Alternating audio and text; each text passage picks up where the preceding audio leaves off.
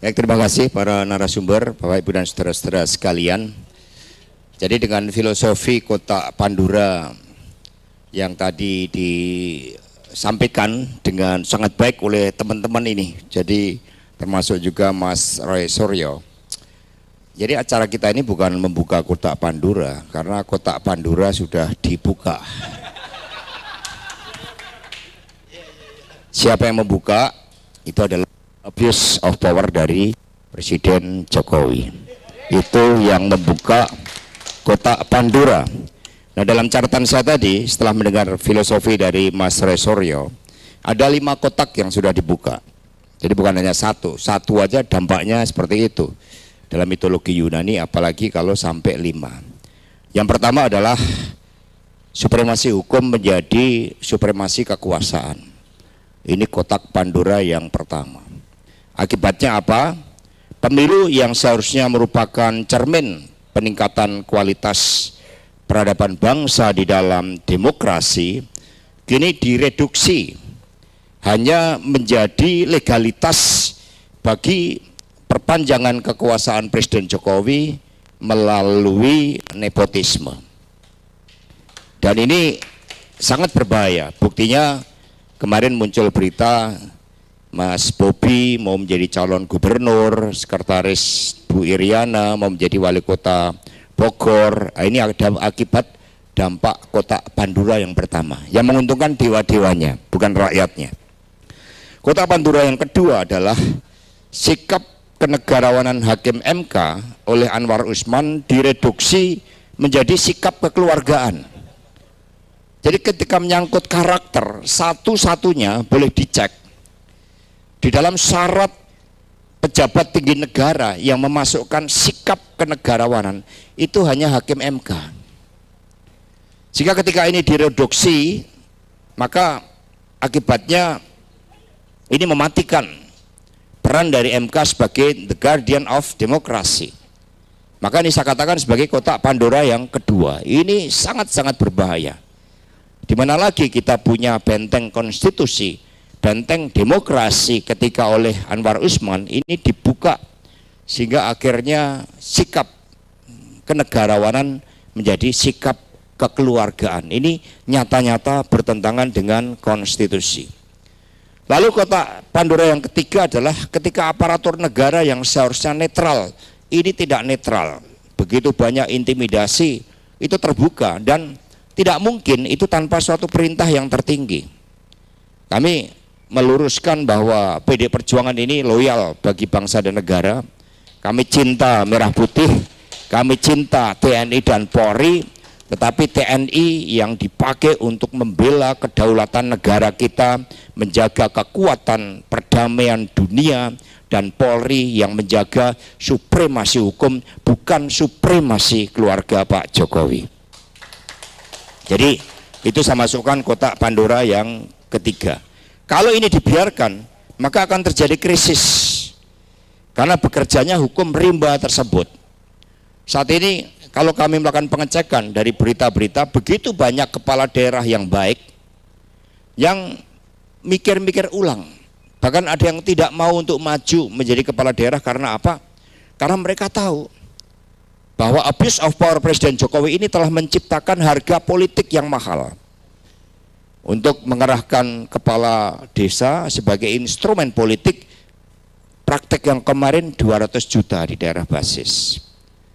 Untuk menggerakkan logistik, untuk menggerakkan dengan preferensi memilih atas money politik, sehingga demokratisasi berdasarkan kajian begitu kuat, sehingga personifikasi ini ditambah dengan kekuasaan. Berbagai kotak Pandora yang dibuka tadi ini menjadi matinya demokrasi.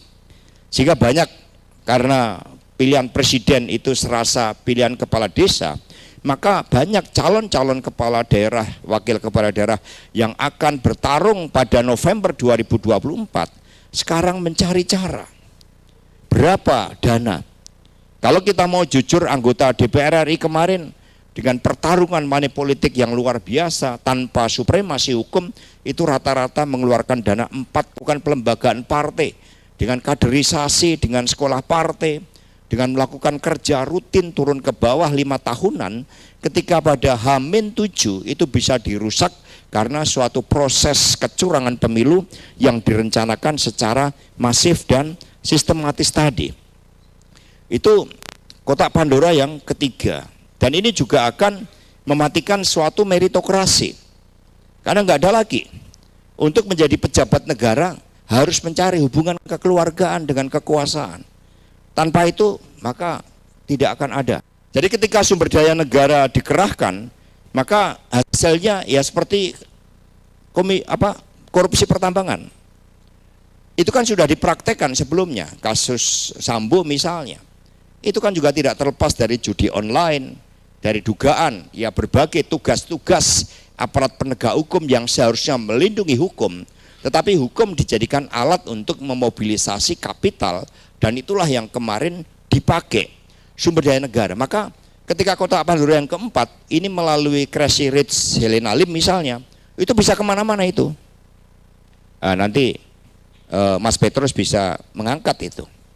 Jadi bagaimana kerugian negara, dan banyak yang kemarin menjelang pemilu itu namanya RKAP pertambangan itu nggak di ACC. Sebelum mereka bergerak itu rata-rata digunakan sebagai suatu desain kecurangan. Maka penggantian Pak Buas dari Dirut Bulog itu tidak terlepas dari kepentingan-kepentingan. Bayangkan testimoni dari Bu Risma, ada surat dari Kepala Badan Penanggulangan Pangan yang dana jelas 22 juta keluarga diintervensi dengan raskin 10 kilogram beras per keluarga. Artinya kalau satu keluarga kita ambil 4 saja orang yang terpengaruh, berarti itu paling tidak 80 juta orang. Dan ini bisa mulus dilakukan setelah Pak Buas diganti. Jangan-jangan penggantian Pak Firly itu juga dalam rangka menggunakan suatu instrumen hukum bagi kekuasaan itu.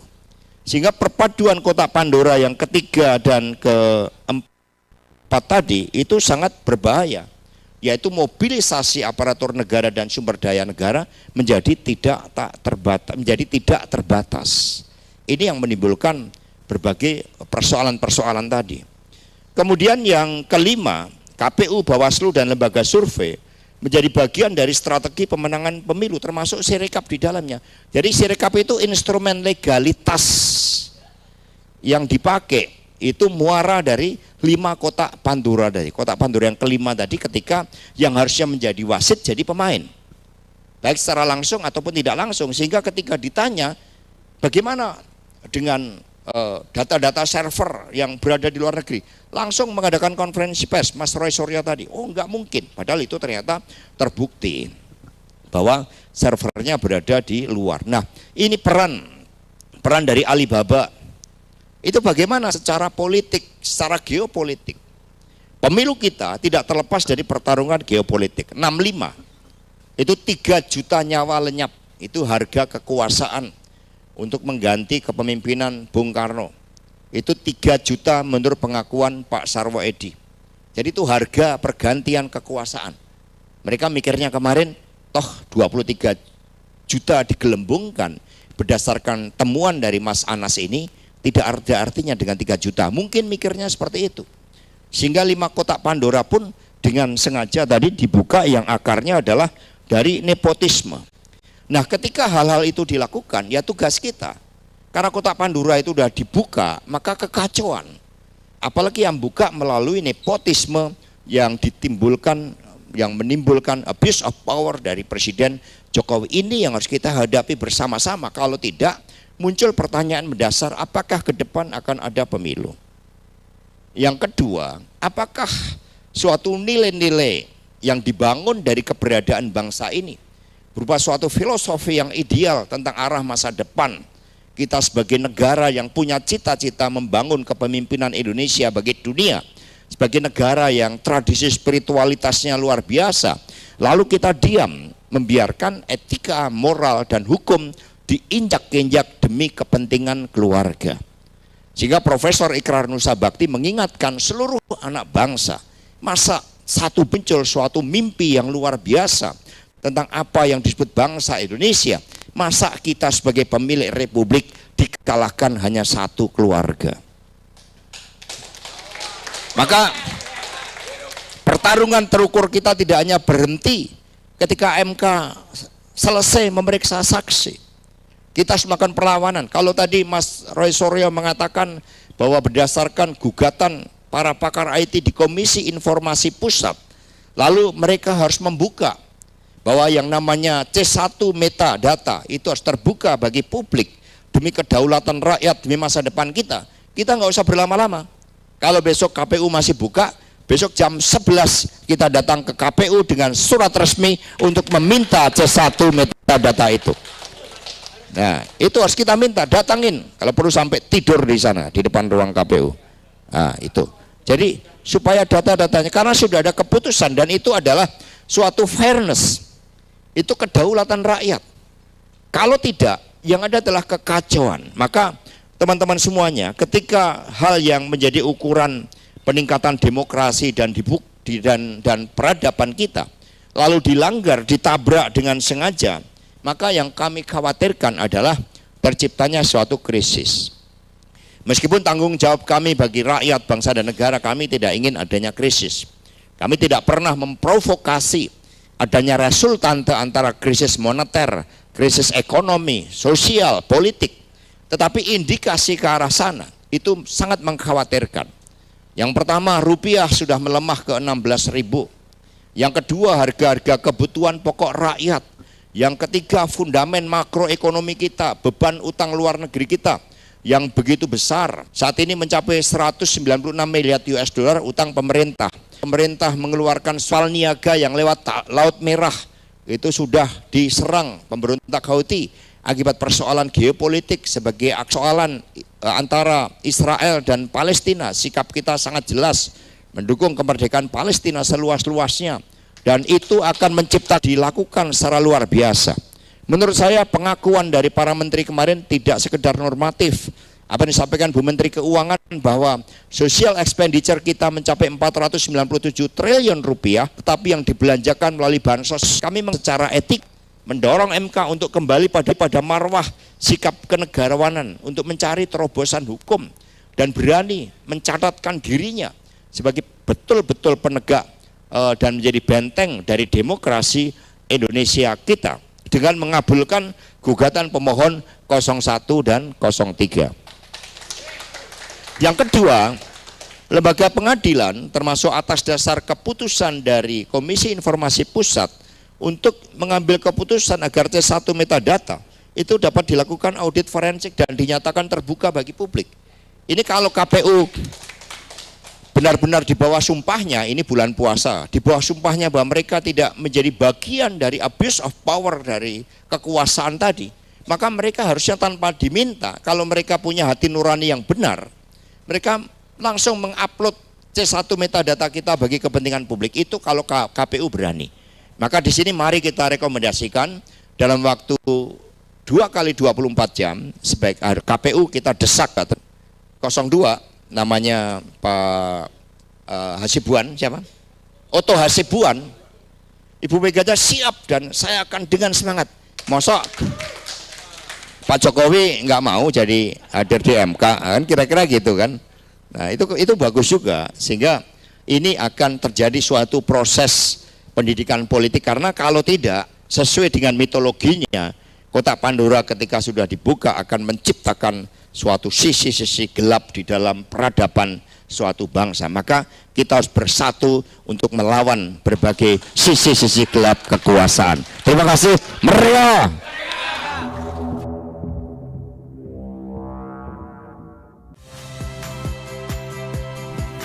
Saya Harjuno Pramendito.